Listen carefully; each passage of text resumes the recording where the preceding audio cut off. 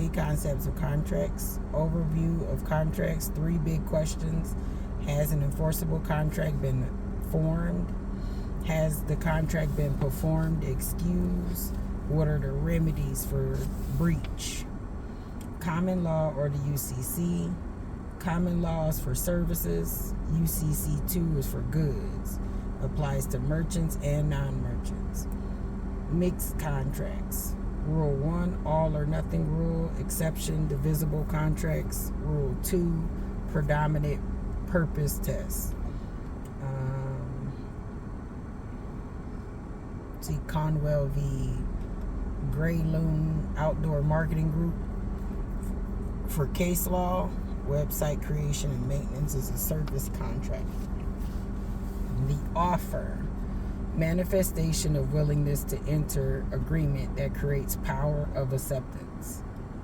Objective test is ask, would a reasonable person think outward words, actions manifested an intent to be bound?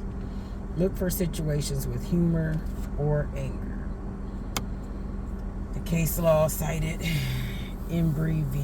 Harrigan. Employer statement, don't let it worry you, was sufficient under the objective test. A reasonable person would interpret that as an agreement to renew employment contract. And of course the infamous Lucy v. Zimmer, agreement to back of bar bill while intoxicated was still a serious intent to be bound. Defective formulation of agreement. Defective formulation. 2 reasonable interpretations of material term on both sides. Raffles v. Bachellis. Peerless problem. No contract was formed. Is it really an offer? Was it specific? You're looking for specific, genuine intent to be bound, directed at specific offering. Exception is a contest or reward offers.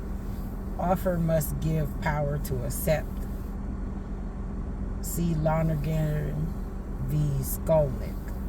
Seller told buyer via letter to act fast, but acceptance came after seller sold to another.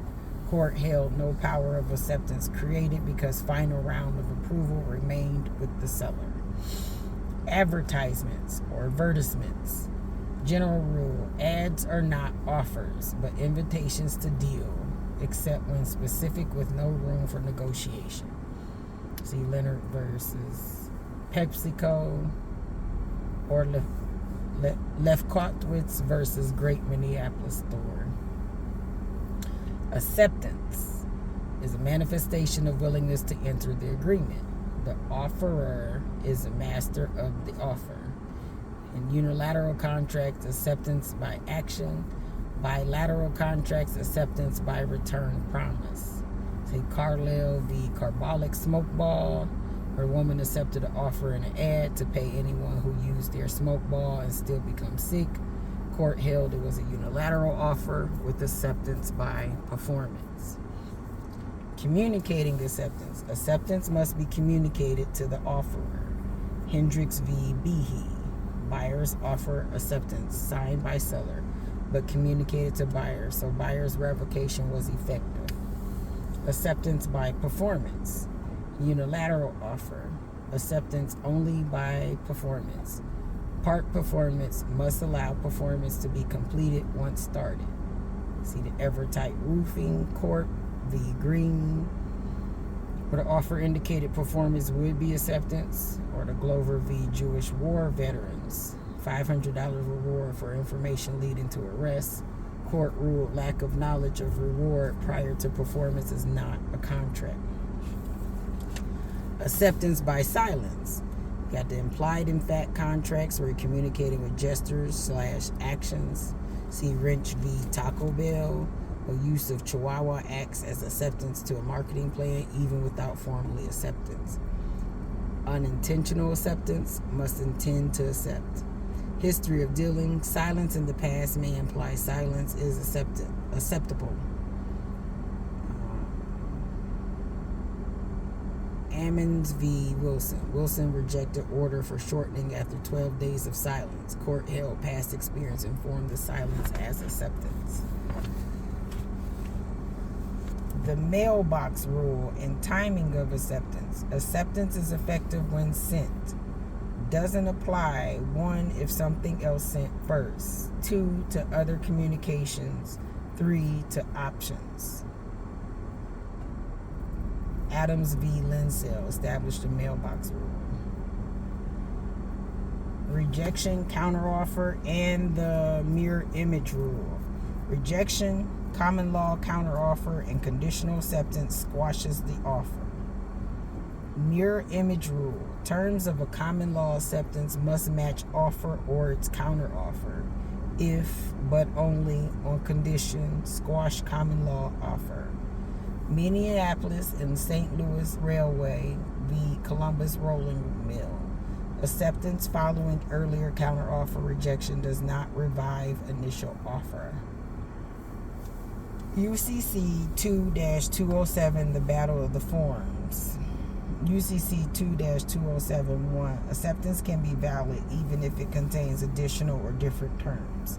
Must be timely, reasonable, and not conditional upon new or different terms.